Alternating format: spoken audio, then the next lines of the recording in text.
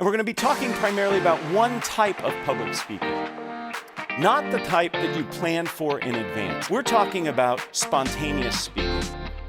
When you're in a situation that you're asked to speak off the cuff and in the moment. 85% of people tell us that they're nervous when speaking in public. And I think the other 15% are lying. So I'd like to introduce you to a few techniques that can work. And all of these techniques are based on academic research.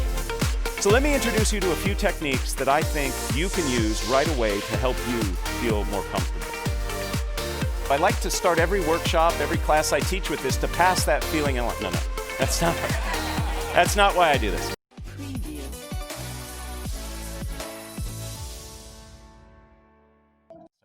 Welcome. I'm very excited today to talk about effective speaking in spontaneous situations. I thank you all for joining us, even though the title of my talk is grammatically incorrect. I thought that might scare a few of you away. But I learned teaching here at the business school, catching people's attention is hard. So something as simple as that, I thought might draw a few of you here. So this is going to be a highly interactive and participative workshop today. If you don't feel comfortable participating, that's completely fine, but do know I'm going to ask you to talk to people next to you. There'll be opportunities to stand up and practice some things, because I believe the way we become effective communicators is by actually communicating. So let's get started right away. I'd like to ask you all to read this sentence, and as you read this sentence, what's most important to me is that you count the number of F's that you find in this sentence. Please count the number of F's. Keep it quiet to yourself.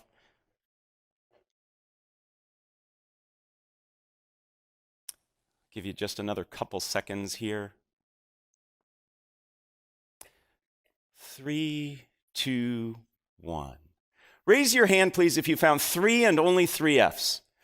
Excellent, great. Did anybody find 4? Okay. Anybody find only 5 F's? And anybody find 6? There's 6 F's.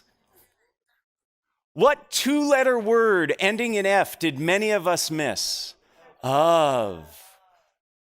We'll make sure to get this to you so you can torment your friends and family at a later date. When I first was exposed to this over 12 years ago, I only found 3, and I felt really stupid. So I like to start every workshop, every class I teach with this to pass that feeling. No, that's not why I do this. I do this because this is a perfect analogy for what we're going to be talking about today. The vast majority of us in this room, very smart people in this room, were not as effective as we could have been in this activity. We didn't get it right. And the same is true when it comes to speaking in public, particularly when spontaneous speaking. It's little things that make a big difference in being effective. So today we're going to talk about little things in terms of your approach, your attitude, your practice that can change how you feel when you speak in public. And we're going to be talking primarily about one type of public speaking. Not the type that you plan for in advance, the type that you actually spend time thinking about, you might even create slides for. These are the keynotes, the conference presentation, the formal toasts. That's not what we're talking about today. We're talking about spontaneous speaking.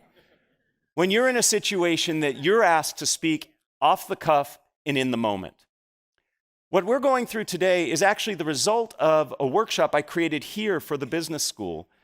Several years ago, a survey was taken among the students, and they said, what are things we could do to help make you more successful here? And at the top of that list was this notion of responding to cold calls. Does everybody know what a cold call is? It's where the mean professor like me looks at some students and says, what do you think? And there was a lot of panic and a lot of silence. So as a result of that, this workshop was created, and a vast majority of first-year students here at the GSB go through this workshop. So I'm going to walk you through sort of a hybrid version of what they do. The reality is that spontaneous speaking is actually more prevalent than planned speaking. Perhaps it's giving introductions. You're at a dinner and somebody says, you know so-and-so, would you mind introducing them? Maybe it's giving feedback in the moment. Your boss turns to you and says, would you tell me what you think? It could be a surprise toast. Or finally, it could be during the Q&A session. And by the way, we will leave plenty of time at the end of our day today for Q&A. I'd love to hear the questions you have about this topic or other topics related to communicating.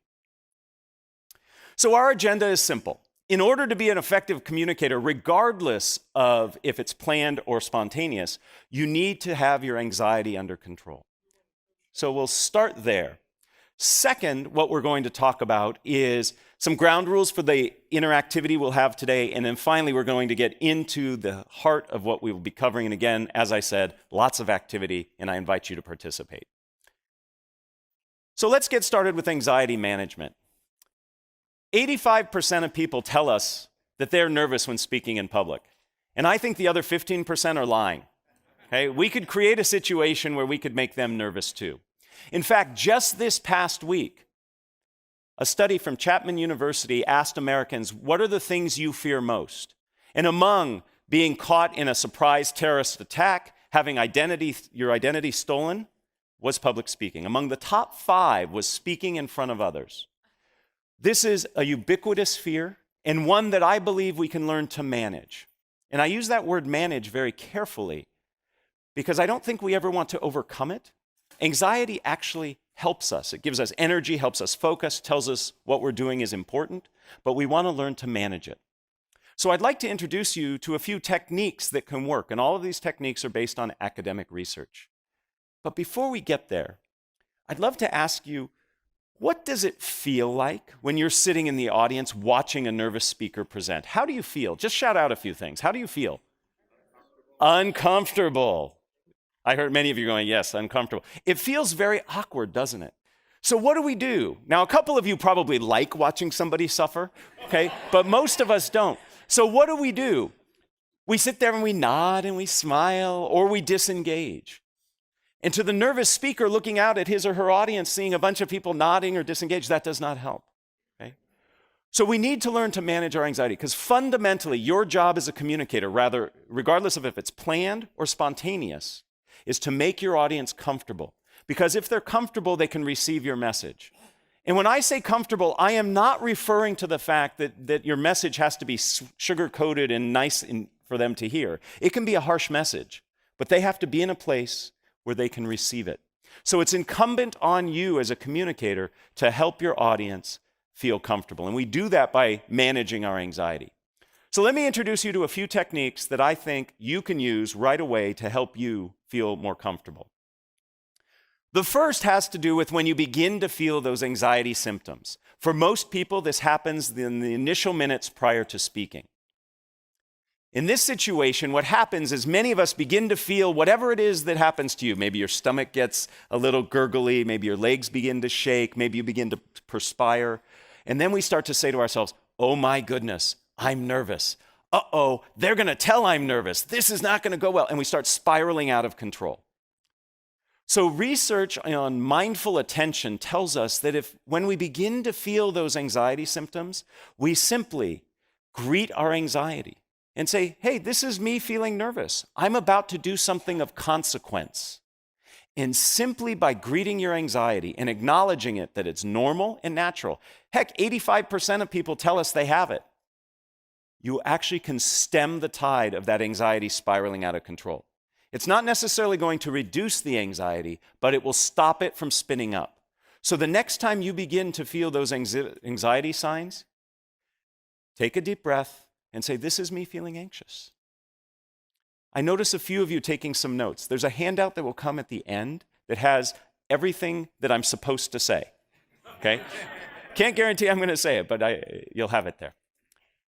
In addition to this approach, a technique that works very well, and this is a technique that I helped do some research on way back when I was in graduate school, has to do with reframing how you see the speaking situation. Most of us, when we are up presenting, planned or spontaneous, we feel that we have to do it right. And we feel like we are performing. How many of you have ever acted, done singing or dancing? I'm not going to ask for performances now. Okay. Many of you have. We should note that we could do next year maybe a talent show of alums. It looks like we got the talent there. That's great. So when you perform, you know that there's a right way and a wrong way to do it. If you don't hit the right note or your right line at the right time, at the right place, you've made a mistake. It messes up the audience. It messes up the people on stage. But when you present, There is no right way. There's certainly better and worse ways, but there is no one right way. So we need to look at presenting as something other than performance. And what I'd like to suggest is what we need to see this as is a conversation. Right now, I'm having a conversation with 100+ people rather than saying I'm performing for you. But it's not enough just to say this is a conversation. I want to give you some concrete things you can do. First, start with questions. Questions, by their very nature, are dialogic. They're two-way. What was one of the very first things I did here for you? I had you count the number of F's and raise your hands. I asked you a question. That gets your audience involved. It makes it feel to me as the presenter as if we are... Preview.